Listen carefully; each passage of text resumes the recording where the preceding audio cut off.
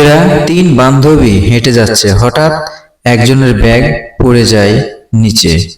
সেখানে এখন উঠাবে কে? দেখুন, এর ভিতরে গরিব যে বন্ধুরা আছে, বান্ধবীটা, সে নেমে গেল কোনো কিছু না মনে করেই।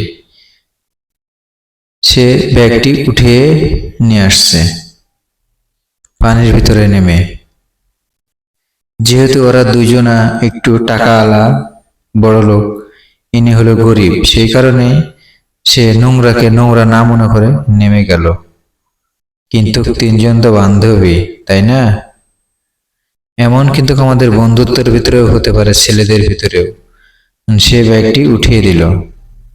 এখন তার কি করণীয় দেখুন, কি করে এটা। এটা কি সে ঠিক করলো? এখন দুইজনে দেখুন কোক খাবে। ওনাকে একটা দিল, উনি ভাবছে আমাকেও একটা দিবে, তাকে দিল না।